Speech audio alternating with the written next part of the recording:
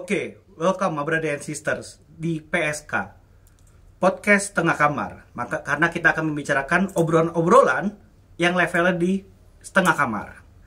Kebetulan hari ini kita akan membicarakan mengenai red pill. Apa tuh red pill ya kan? Pil merah, bukan pil KB. Nah, kebetulan di sini ada tokoh red pill di Indonesia yang ya jarang ada orang ketahui lah menurut gua. Selamat datang Positivity. Anjay, tepuk tangan dulu dong. Alay banget gua anjing. Jadi mau dipanggil apa? Positivity aja? Robi aja. Oh, Robi aja. Oke, jadi gini Rob. Lu kan sebagai tokoh red pill di Indonesia, yang ya kita ketahui lah red pill di Indonesia tuh gak ada yang berani menunjukkan diri. Yang secara gamblang menunjukkan diri itu cuma lu, secara value. Semuanya kan menutupi. Nah, supaya teman-teman di sini, my brother and sister ngerti apa sih red pill itu sebenarnya. Coba dari Robi bisa jelasin nggak gambaran apa sih red pill tuh? Jangan lupa sambil dimakan ya. Sederhana sih. Oke. Jadi sebenarnya gue juga nggak ngerti sih kenapa gue disebut sebagai red pillar gitu. Tapi yang jelas gini, kalau gue sendiri pengen kalau ditanya citra gue pengen seperti apa, ya gue pengen memberitakan kebenaran aja gitu. Dan satu lagi garis besarnya itu adalah memperjuangkan hak pria. Karena kan sudah terlalu banyak nih yang memperjuangkan hak wanita nih. Sedangkan hak pria kan kayak diabaikan gitu kan, bahkan dianggap nggak ada haknya, cuma tanggung jawab doang gitu selama ini. Jadi gue pengen nunjukin bahwa cowok tuh juga punya hak-hak tertentu yang harus dipenuhi gitu, terutama dalam hubungan dengan lawan jenis ya. Itu.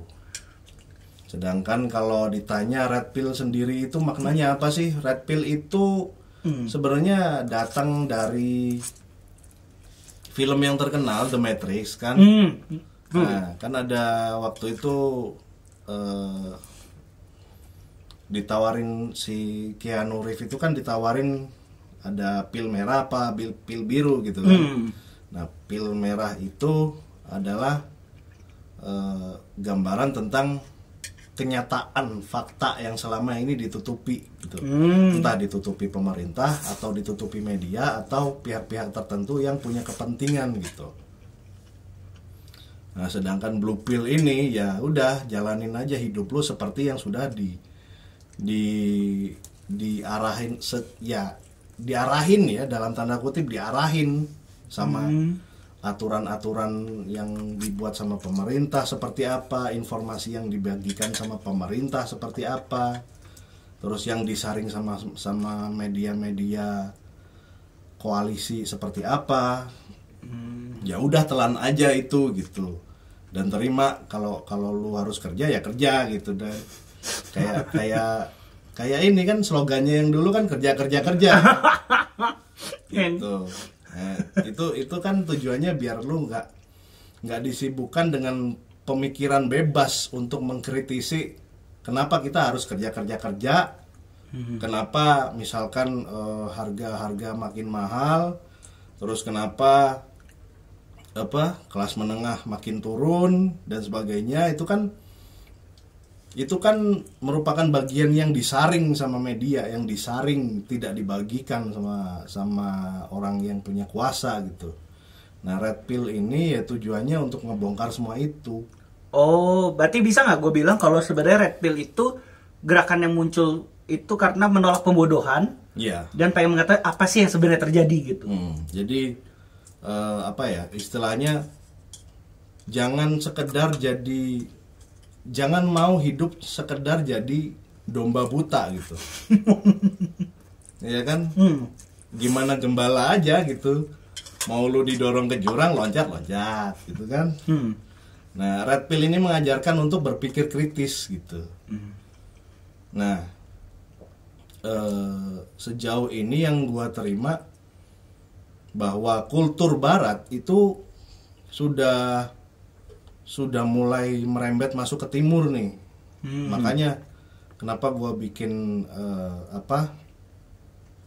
akun yang mempropagandakan sebaliknya, karena menurut gue butuh perlawanan untuk setidaknya kalau nggak menghentikan, memperlambat lah pertumbuhan kultur yang merusak itu tadi. Oke. Itu kan berarti dari niatan lu ke arah situ kan sebenarnya. Iya. Tapi gue jadi boleh tahu nggak apa sih awalnya kenapa lu mau ngelakuin ini semua? Gue ngelakuin ini karena sejarahnya tuh tahun lalu gue ngelihat ada statistik tentang perceraian di Indonesia. Yang beritanya itu gede tapi nggak digede-gedein sama media gitu. Ngerti kan? Jadi berasa, ini berita gede nih, tapi kok media cuman ngeliputnya cuman secuil doang, dan pertanyaannya tuh bukan pertanyaan yang kritis gitu.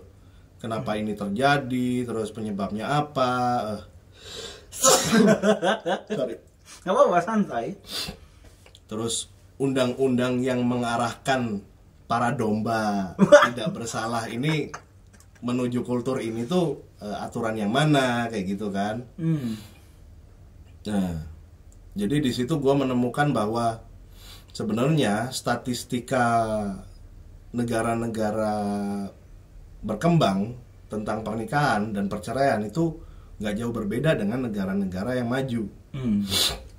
Berarti fenomenanya tetap sama ya, biarpun maju ataupun berkembang. Iya, jadi fenomenanya sama, hanya saja adaptasi kulturnya. Nah, ini kan udah banyak juga diobrolin sama politisi-politisi lain ya, bahwa adaptasi kultur kita itu setidaknya 2-3 tahun jangka waktunya. Jadi misalkan di Barat lagi rame isu tentang apa, 2 tahun kemudian baru booming di Indonesia gitu.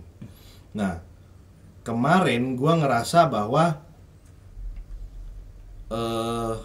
ada sebuah agenda di Barat yang gue nggak suka, termasuk agenda pro pelangi. Kaum lagi batuk. Nah, terus? Nah, itu yang mau dipromosikan secara lebih masif, secara global dari segi media sosial. Nah, gua nggak mau agenda ini dipush ke algoritma Indonesia gitu. Makanya karena tren itu gua lihat sudah mulai berkembang sejak ada COVID, sejak 2020, 2021, makanya gua mikir, 2023 nih udah saatnya nih. Saatnya nih ada yang lawan gitu. Dan berhubung gua lihat kok jarang banget ya yang angkat isu ini gitu. Ya kan rata-rata orang di Indonesia pengennya dilihat baik, nggak berani kalau berargumentasi keras, nggak berani untuk menunjukkan gue nggak suka.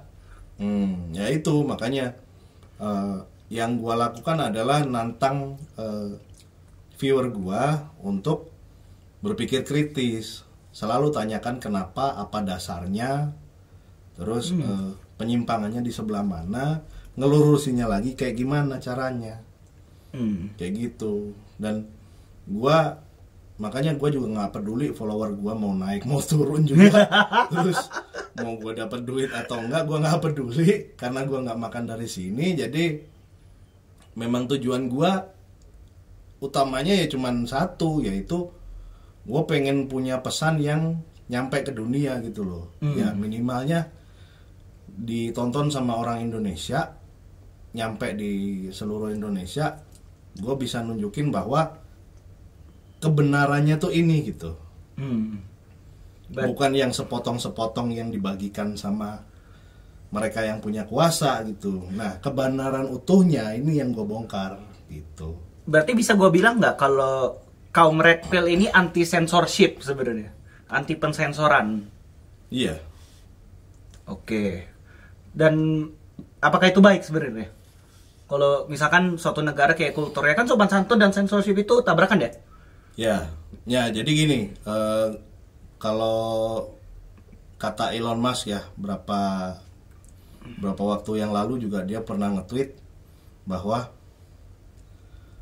orang yang berbohong cenderung akan membungkam lawan bicaranya.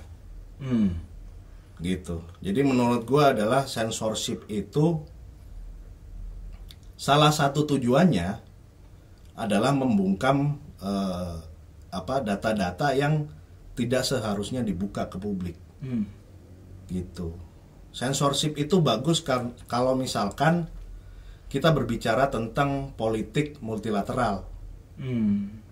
Itu harus ada censorship karena terkait dengan misalkan rahasia negara misalkan.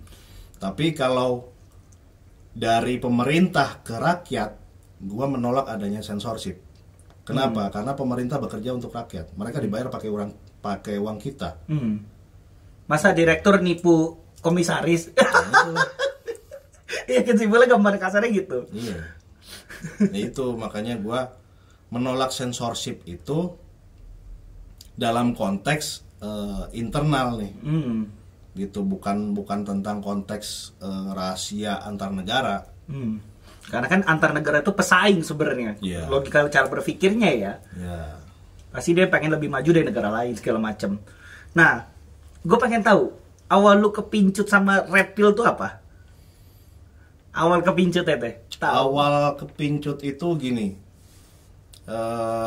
ya seperti yang dikatakan Elon Musk tadi kan, orang yang berbohong cenderung akan membungkam lawan bicaranya, gitu, yang membongkar kebohongan atau yang menyatakan kebenaran, gitu kan. Dan ini gue lihat terjadi ke Andrew Tate, gitu. Jadi dia waktu itu bilang ada 3 langkah pembungkaman, yaitu adalah censorship. Yang pertama, kalau nggak bisa disensor, dimasukin penjara. Kalau nggak bisa dimasukin penjara, dihabisi. Nah, masuk tanah lah. Nah, Andrew Tate itu sudah sampai di level kedua nih, udah pernah dipenjara bahkan 2 kali, gitu kan. Terus yang ketiga juga dia dilaporin lagi dan akhirnya terbukti tidak bersalah lagi, gitu. Jadi menurut gua, selama gua megang kebenaran, data gua benar, justru gua bakal nantang mereka untuk ngesensor gua, gitu. Kayak coba aja sensor gitu kan. Nah, pertanyaan menarik nih, kan tadi menurut lu kaum lagi batuk ya kan, itu tuh nggak sesuai gitu. Dari perspektif lu, kenapa kaum lagi batuk ini tidak cocok untuk masuk di Indonesia? Dari perspektif lu sebagai red pill? Bukan nggak cocok. Gini loh, kita ini negara timur, dan gini, bukan cuma di timur sebenarnya, di belahan dunia manapun mereka itu dinyatakan sebagai penyimpangan, bentuk penyimpangan. Jadi kalau namanya menyimpang ya nggak lurus dong. Kalau nggak lurus, lurusin dong. Emangnya burung? Ya kan? Kalaupun tidak bisa lurus semuanya, kita minimalisir efeknya gitu. Nah, masalahnya kayak kemarin gue denger ada anak artis yang di London tiba-tiba dia anak di bawah umur 16 tahun gitu, disuntik hormon tanpa izin dari orang tuanya di Indonesia. Terus argumen mereka di media, nggak mungkin Inggris melakukan itu gitu kan, mereka kan negara maju. Kagak. Gak ada urusan. Gak ada urusan. Masalahnya agendanya udah sampai sana. Jadi agenda seperti afirmasi gender kepada anak di bawah umur itu udah mulai berjalan di utamanya Inggris dan Amerika gitu. Nah, gue nggak mau sampai itu kejadian di sini. Karena afirmasi gender itu menurut gue hanya boleh dilakukan oleh yang sudah 21 tahun ke atas. Karena punya kesadaran kematangan dalam berpikir lah ya. Iya. Sedangkan kalau anak-anak itu ya nggak boleh dapat doktrin dari, bahkan guru pun nggak boleh ngasih doktrin. Guru itu hanya mengajarkan knowledge, pengetahuan, horizon, memperluas cakrawalanya aja. Nih di luar ada fenomena begini. Nggak boleh mengsugesti untuk melakukan sesuatu yang sebenarnya itu bikin bimbang si anak gitu. Karena kan itu sebenarnya ranah kekuasaannya ada di orang tua sebenarnya kan, karena orang tua yang bertanggung jawab atas bagaimana keberlangsungan anaknya. Iya. Sedangkan kalau anaknya kenapa-napa kan nggak mungkin gurunya kita tarik. Nah itu makanya orang tua tuh harus bertanggung jawab untuk menanamkan nilai-nilai keluarga dalam masa tumbuh itu tadi kan, dalam melalui pola asuh. Sedangkan sekarang kan ya kayak yang gua jabarin di live lo kemarin, bahwa proses proses tumbuh kembang prinsip otak manusia itu kan sampai umur 25 ya. Iya. 24, 25.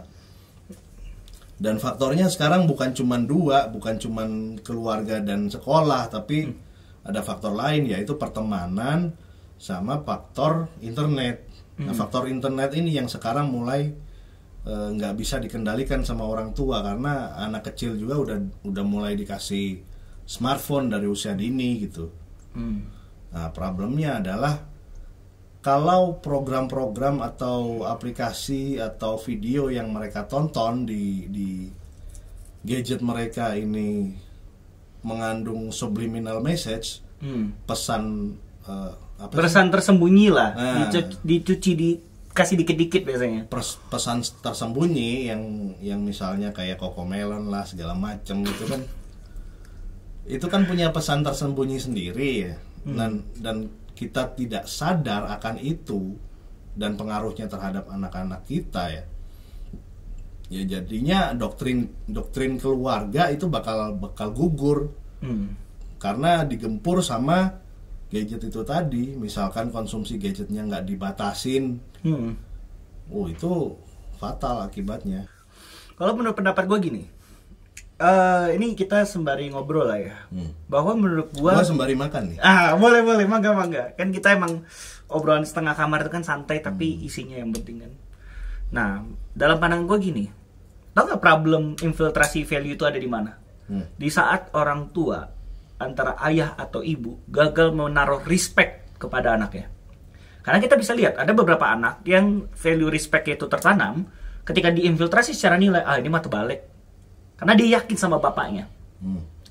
Ketika peran keluarga, orang tua di dalam anak itu kurang ya, sehingga anak kurang bisa respect dan orang tua nggak bisa konsisten, disitulah mereka mulai bisa bermain masuk di situ tuh.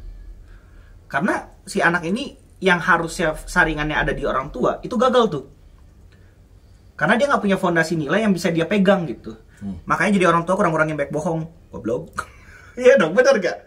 Ketika anak sering ditipu, contoh gini lah, ada temen gue gini, orang tuanya ngajarin kalau lu dibully atau dipukul, lu jangan ngelawan balik gitu ya. Nah itu biasanya doktrin wanita tuh kayak gitu. Karena kan wanita doktrinnya adalah mengajarkan cinta kasih, pemaafan, rasa bersyukur gitu kan. Sedangkan kalau bapak itu kan yang biasanya diajarin adalah ketegasan, kedisiplinan, tanggung jawab, tarung, ya itu kan kemampuan bertahan, survival instingnya dibangun. Jadi menurut gua fatherless itu juga jadi komponennya, faktor yang kuat mempengaruhi ya bobroknya kehidupan sekarang. Nah, kembali lagi lanjut ya tadi ya. Dia ngelakuin itu, dihina, dipukul, nggak ngelawan, terus kayak gitu, kayak sombong angku gitu, dikatain freak tadi. Dan dia ngerasa ternyata metode yang diajarkan oleh orang tua ini gak works anjing. Sehingga dia akhirnya gagal menaruh respect kepada orang tuanya karena apa yang lu ajarin salah, monyong gitu. Iya. Nah, dari situlah nilai-nilai dari luar baru bisa masuk tuh. Karena orang tua yang tadi hasilnya jadi fondasi tonggak, gagal aja. Karena anaknya pun gak percaya, lu mah bacot doang katanya. Ngoceh. Apalagi yang ditonton film-film yang menggambarkan keseruan tawuran gitu misalnya. Gue tahu kan kemarin yang rame itu katak apa freezer ya apa? Katak pizer ya. Bizer, terus di bioskop juga Dilan kan. Jadi saringannya tuh jebol gitu, karena orang tuanya pun nggak bisa dia percaya kayak. Ya, Aduh, liar. Bapak ya kemungkinannya cuma dua kan dalam situasi seperti itu, entah bapaknya nggak ada atau banci. Ya, bot. Ya kan? Iya. Dan orang-orang kayak gitu gue sanksi bahwa mereka mampu survive gitu loh.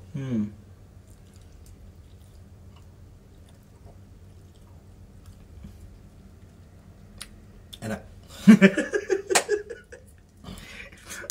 Aduh, jadi sebenarnya zaman sekarang tuh lu ngerasa gak sih, kalau gue ya, dari apa yang kita obrolin apa segala macam, di saat seorang anak nggak punya apa ya kemampuan untuk menyaring, mereka akan memilih mana yang paling keren terlepas baik atau buruk. Dan itu lebih memanjakan ego. Kan harusnya anak dari kecil itu tidak dibiasakan untuk memuaskan perasaan. Istilahnya orang tua sekarang tuh manjain wae lah anak-anaknya gitu. Oh iya. Jadi akhirnya anak sekarang tuh tidak bertanggung jawab, tantruman kalau nggak dikasih. Jadi apa ya, tidak realistis gitu dalam menjalani hidup. Males gitu segala macem. Lu berasa nggak ke arah situ? Karena nilai-nilai yang diajarkan semua nilai-nilai feminim. Jadi orang yang pasif, serba maafin, maklumin, sabar.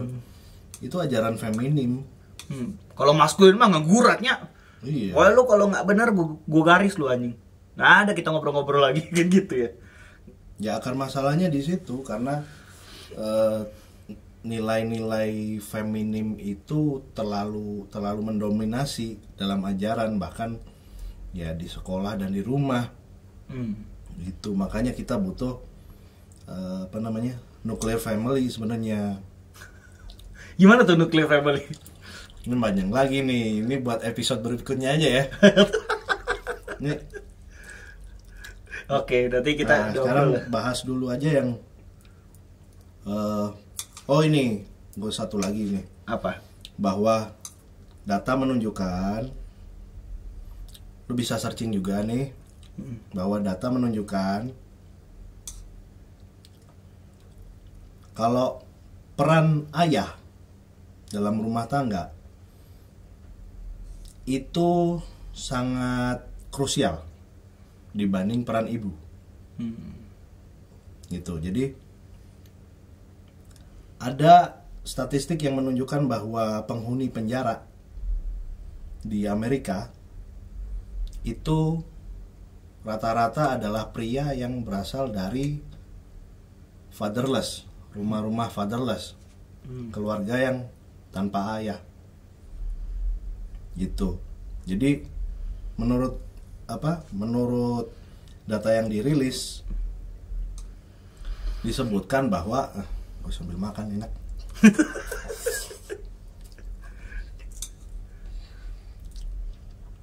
Menurut data yang dirilis disebutin bahwa single mother household ya, ibu yang mengurus semuanya lah dalam rumah ya kan? Ya, single mother, rumah janda lah. Nah, itu probabilitas untuk menghasilkan anak yang berhasil tumbuh dewasa dengan arah yang benar itu persentasenya jauh lebih kecil daripada single father household. Sedangkan persentase keberhasilan pada single father itu keberhasilan pola asuh ya maksudnya. Keberhasilan pola asuh pada single father household itu persentasenya sama dengan keluarga utuh. Jadi ini ada mengartikan bahwa tanpa ibu nggak masalah, tanpa ayah masalah besar. Kalau gue bisa nggak gue tarik benang merahnya bahwa sebenarnya pengajaran tanggung jawab ini yang menjadi fondasi tonggak utama untuk tumbuh kembangnya anak. Ya karena kan biasanya kalau gue kan tradisional konservatif ya, tradcon gitu. Jadi kalau pola asuh tradisional itu kan bagi peran, good cop, bad cop. Bapak itu harus siap dibenci karena dia tuh pemimpin yang artinya tugas lu tuh nertipin anak baik.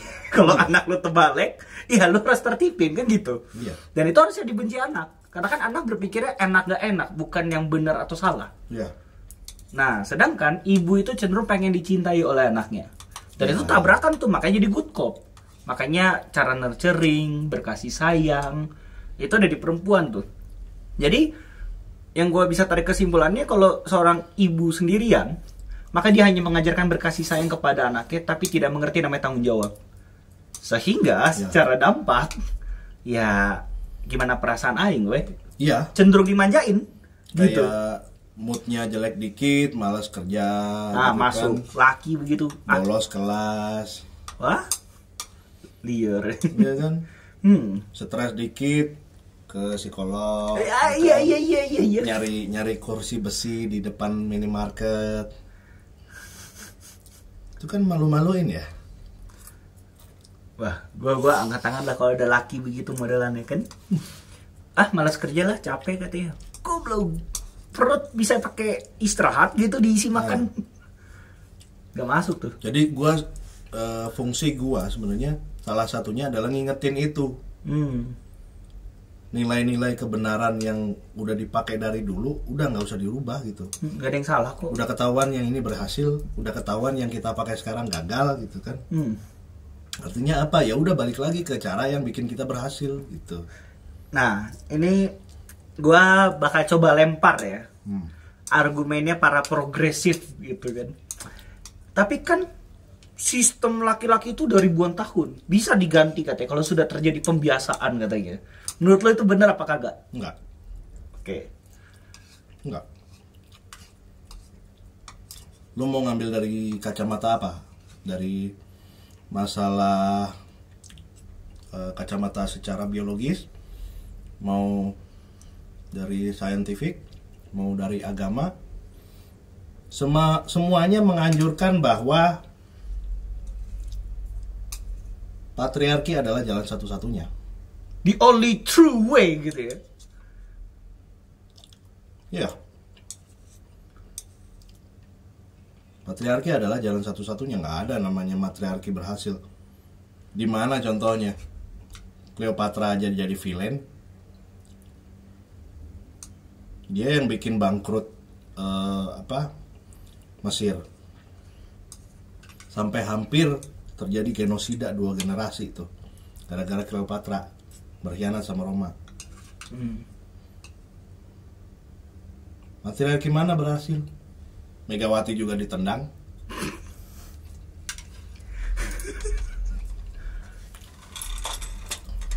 Lu mau ngomongin siapa?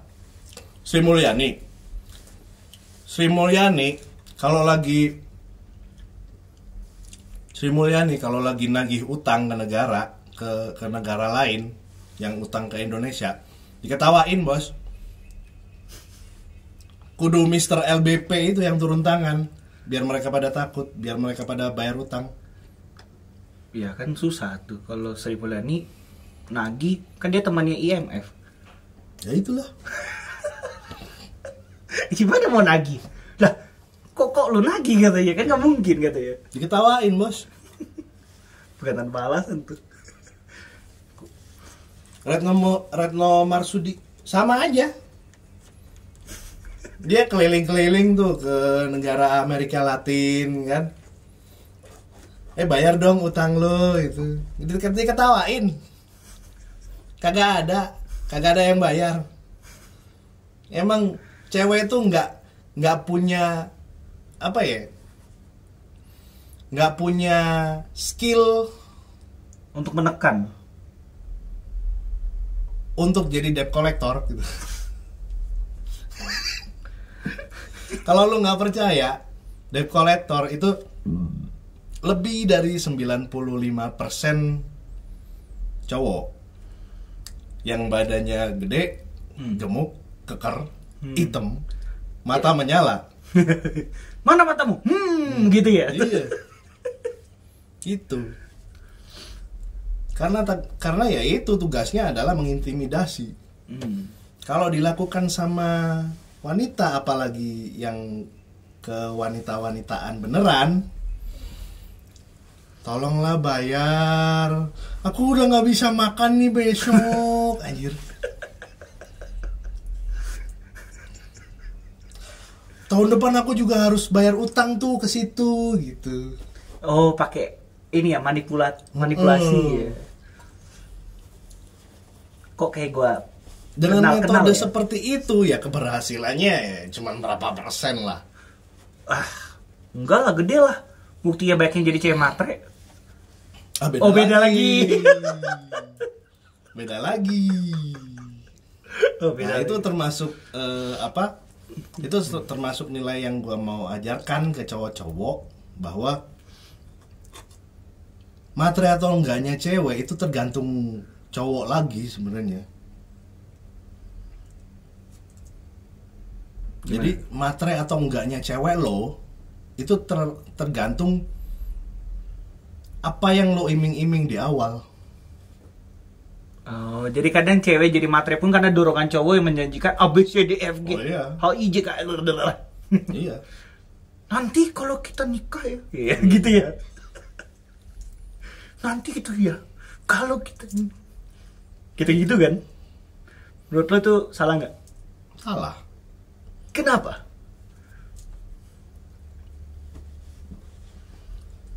Kalau gini, ya prinsipnya kalau kayak gitu sama kayak politisi tebar janji aja. Kalau saya menjadi bupati di sini, saya akan lakukan ini. 5 tahun jalan nggak ada perubahan kan? Di demo sama rakyat, gitu. Sama di hubungan juga begitu. Kalau kita nikah nanti, Iya. kita bakal bikin punya rumah di sini, punya mobil ini, anak kita sekolah di sini. Nanti aku beliin. Ternyata begitu kejadian, tinggal di gang senggol, ya kan? Cuma punya motor 2. Nggak heran kalau lu dalam tanda kutip di demo sama bini lu gitu. Gue sih maklumi kalau yang gitu ya. Iya, kayak lu dulu janjinya begini, ternyata gini. Ya, gue cari yang lain lah gitu. Berarti salah di fondasinya dong kalau kayak gitu. Oh iya, salah di pondasi. Salah membangun di harapan di awalnya ya. Iya. Oh, itulah disebut laki-laki pemimpin, dan pemimpin harus bisa menepati janjinya kan. Nah, kalau yang nggak tolol nggak usah menjanjikan. Gua mah begini, sok mau lanjut enggak? Iya. Enggak ya sudah. Jadi ibaratnya nih, kita pegang ini mobil angkot misalkan. Nih gue pegang jurusan ini nih, gitu kan. Arahnya ke sono. Lu mau ikut kagak gitu. Mau ikut, iya naik, silakan ayo gitu. Kalau enggak ya udah lu cabut. Iya kan? Gue mau ke Pasar Senen nih, lu mau ke Ragunan, beda. Nggak nyambung tuh. Nyambung. Lu naik yang arah Ragunan begitu. Masa tukang angkotnya datang ke penumpang, ayolah naik angkot Itu dua. kan memalukan loh. Masa supirnya kudu turun dulu? Bang, neng, naik neng. Ini kita mau ke Pasar Senen, tapi janji dah, ntar kita lewat Ragunan gitu. Buat neng dah gitu. Mana ada, Cuk? Gak ada. Ya udah, makanya cowok itu ya ibaratnya nahkoda. Kalau kita udah menentukan arah, ya udah lu fokus sama arah itu gitu loh. Urusan cewek mana yang mau ngikut sama kita, ya hayu. Kalau dia tahu arah kita kemana. Lah kalau dia nggak tahu arah kita kemana, tiba-tiba naik kapal, derita dia. Tiba-tiba kita turunin tengah jalan, derita dia. Udah dikasih tahu tetap aja nggak dengerin. Iya. Gitu.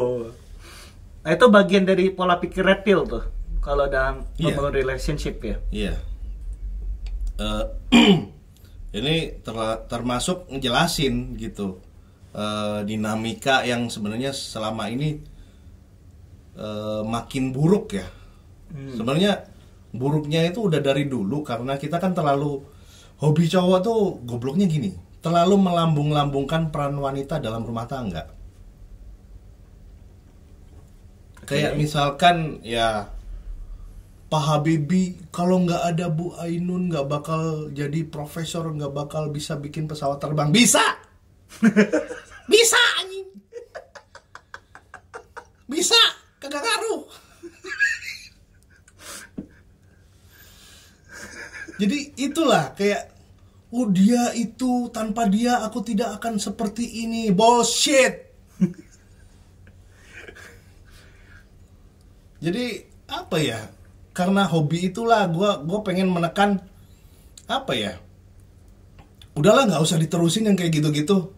Kita harus mulai ngajarin tanggung jawab ke cewek-cewek, bukan cuma cowok. Karena selama ini dengan melambung-lambungkan peran mereka yang sebenarnya nggak seberapa itu, ya akhirnya lama-lama ngelunjak juga gitu loh. Kayak misalkan lagu yang pernah viral nih,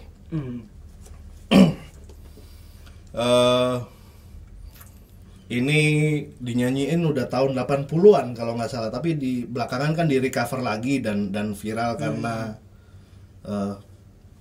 liriknya yang kurang ajar juga menurut gua. Ya. Lagu apa nih? Itu lagunya Titi DJ, Sang Dewi. Kenapa itu? Yang di recycle sama siapa sih waktu belakangan ini? Itu kan rame tuh. Kalau lu lihat liriknya, gemes loh. Gitu. Oh iya, kayak lu pengen pegang sendal swallow terus nampol yang nyanyi gitu. Apa sih lu anjing gitu? Kenapa tuh kira-kira? Iya kan kayak gini loh. Yang diucapkan dalam lagu itu adalah keluhan gitu loh. Lu mencintai seorang pria walaupun gitu kan. Jadi bayangin kalau cewek lu ngomong ke lu ya, gua sayang deh sama lu, walaupun rumah lu jelek, walaupun ketek lu bau, walaupun lu nggak punya mobil, walaupun ekonomi lu pas-pasan. Itu kan sebenarnya penghinaan untuk pasang harga kan? Nah iya. Gue udah berbaik hati loh sama lu. Iya kan? Tapi gua sayang sama lu karena lu memprinseskan gua gitu. Itu tuh pasang harga sih. Ya itu menurut lu gimana tuh? Jadi gini. Apa nggak keluar hasrat untuk nampol tuh? Kalau gue ceraiin sih kalau jadi bini begitu. Nah, iya kan? Karena gini loh prinsipnya ya. Ini berdasarkan pengalaman gue. Kalau cewek sampai pasang harga kayak gitu, berarti ada suatu keinginan lebih yang nggak lu kabulin, dan dia menekan lu harus bersyukur goblok. Gue mau sama lu, kabulin nggak permintaan gue. Jadi ke situ tuh. Nah, sekarang lu baca liriknya. Walaupun kau bukan titisan dewa. Lu siapa mau pacaran sama Hercules anjing? Hercules juga mikir. Iya. Aduh. Ya, gue ngerti kok. Itu. Jadi gue mau menekankan itu, udahlah nggak usah melambung-lambungkan peran mereka dalam hidup kita gitu loh. Kalau menurut gue gini, kita coba perbandingan value ya, karena kan gue posisi tradecon nih. Sebenarnya kan value seorang wanita ini sangat subjektif sebenarnya, karena berdasarkan kapan posisi dia masuk, kedua kebutuhan emosional itu sangat mempengaruhi seorang laki-laki apa tidak. Itu yang membuat posisi wanita tuh bisa berpengaruh nggak di hidup laki-laki. Jadi nggak bisa tuh kayak misalkan Habibie dan Ainun. Kalian cewek-cewek yang lain jangan sama-samain. Ainun masuk dari kapan lu? Konce, kau masuk dari kapan? Itu satu. Dua, Habibie bisa sangat yakin dengan Ainun karena posisinya dia sudah matang secara materi. Ya. Jadi benar. Malah diangkat tuh si Habibinya, tapi tidak secara dominan, tapi membantu posisinya. Dan lagi gini, kalau Habibie sama Ainun itu kan pasti ya benar sama kayak yang lu ceritain. Itu ada similarity apa ya? Antara apa? Kesamaan cerita itu dengan Nabi Muhammad sama Khadijah. Gue setuju. Menurut gue kisah hubungan di dalam Islam yang paling gue sangat senang tuh Nabi Muhammad sama Khadijah. Iya. Jadi dan ini ya, jangan salah ya. Khadijah itu dinikahi bukan karena, nah ini pengecualian. Khadijah itu dinikahi bukan karena faktor misalkan kecantikan atau kesuburan atau segala macam, tapi karena kekayaannya bisa digunakan untuk dakwah. Itu kan karena keyakinannya Khadijah dulu, baru opsi itu terbuka tuh. Iya. Jangankan hartaku, tulangku pun katanya. Iya. Your dream is my dream. Mimpi kita. Nah itu baru tuh. Nah itu beda. Jarum tuh. Nah jadi kalau aturan yang berlaku, gue bilang berlaku umum ya, itu ya jangan lu ngomongin Khadijah, karena Khadijah itu konglomerat cuy. Jadi makanya kenapa dekatnya sama Konglo tuh karena dia bisa kayak gitu ya. Oh iya. Jadi apa yang disebut mas kawin yang apa kemarin yang viral sampai dikonversi ke rupiah jadi berapa? Bitcoin. 500 juta. Apa Bitcoin atau apa? Enggak, mas kawin dari Nabi Muhammad ke Khadijah katanya 500 juta. Terus disebut itu sederhana gitu ya. Ya iya, itu sederhana buat Khadijah. Bukan lu yang tinggalnya di Gang Senggol, yang motornya cuman Beat Karbo. 500 juta itu mewah buat lu, bukan sederhana. Jadi makanya ada kata kepantasan itu ya. Peristiwa lupa ngaca ini makin kesini kan makin absurd ya. Itulah yang bikin gua ya akhirnya ya bisa disebut red pill lah gitu. Yang bengkok-bengkok ini gue lurusin lagi gitu. Kau tinggal di bumi konce, bukan tinggal di film Korea. Film Korea pun ceweknya ada progres loh. Iya. Dia bagaimana dalam satu season berpengaruh di hidupnya baru bisa geser nih. Nah biasanya jadi kalau cewek-cewek yang suka nonton drakor itu satu season hilang tuh. Langsung loncat ke season 2. Kau harus begini. Siapa kau konce? Kan gitu. Aneh. Gak ada angin, gak ada hujan. Pokoknya harus begini. Wow. Itu. Apalagi karena mereka kan posisinya ya pertama secara fisik lebih lemah. Jadi yang kedua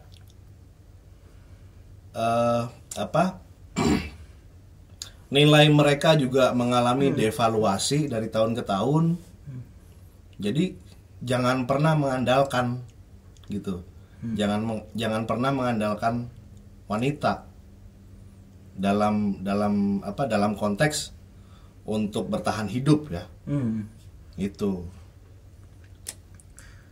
Kalau menurut gue kalau ini posisi yang pas ya. Kalau mau ngelibatin cewek, posisinya tuh harus menilai manusia tapi tidak boleh terlibat langsung. Karena ketika terlibat langsung pasti ada biasnya kenceng. Kenapa mereka boleh untuk tugasnya menilai di dalam satu perusahaan? Kerjanya gosip kok. Masa kerjaan lu gosip belasan tahun, puluhan tahun gak bisa nilai orang? Maksud lo ini HRD. Tapi nggak boleh berurusan langsung. Ya. Karena akan ada permainan bias di situ. Menurut gua HRD itu nggak guna sih. Di perusahaan manapun HRD itu nggak guna sih. Harusnya karyawan itu langsung berhadapan dengan direksi atau minimal manajer. Nggak ada urusannya sama HRD. Asumsinya gini, asumsi tercipta HRD ya.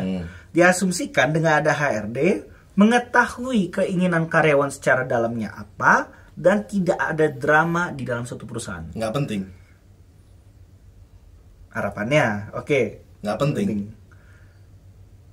Untuk mengetahui butuhnya karyawan itu apa, keinginan karyawan itu apa, sampai harus mengetahui moodnya karyawan lagi seperti apa. Itu menurut gue adalah pemborosan anggaran. Karena yang penting performa dia dan kita bayar dia dengan sesuai perjanjian. Udah beres. Nggak butuh reasoning. Nggak butuh. Kalau performa dia turun, tanyain entah sama manajer sama direksi, Kenapa performa lu turun? Kasih SP. Udah, balik aja ke zaman konvensional gitu. Nggak ada jembatan-jembatan harus pakai nyediain apalah training, manajemen training. Terus ada layanan psikologi, apa itu pemborosan anggaran itu. Tambah-tambahin anggaran aja. Iya. Itu yang bikin komisaris pusing ya? Nggak penting itu. Yang penting roda muter nih. Jadi perusahaan jalan, kita bayar sesuai perjanjian sama mereka. Oke, gue kegambar lah dari pemikiran lu soal tadi perusahaan ya. Nah, ini hasil yang saya temukan dari web. Dia nyaut. Sorry, rada sensitif handphone gue. HP baru, canggih pisan. Lanjut. Jadi menurut gua dari pendapat lu ya, social skill itu penting nggak menurut lu? Kan HRD itu pekerjaan di perusahaan yang murni skillnya social skill. Menurut lu social skill ini penting nggak? Apa itu harus berubah menjadi suatu omset buat perusahaan? Penting nggak penting? Kalau di HRD, gue bilang sangat tidak dibutuhkan. Tapi yang harus menguasai social skill adalah marketing dan sales. Oke. Jadi konversinya mending ke situ aja daripada jadi HRD. Iya. Gak guna anjir. Kan soalnya banyak nih ya yang HRD itu kan ibaratnya seperti ruang BK di sekolah SMA gitu. Iya, gambarnya gitu. Iya kan? Kayak ada yang bermasalah baru dimasukin ke situ. Kalau nggak ada yang bermasalah ya gabut dia setahun. Gaji buta ya? Gaji buta. Kan banyak nih orang-orang bilang, oh kantor gue penuh drama.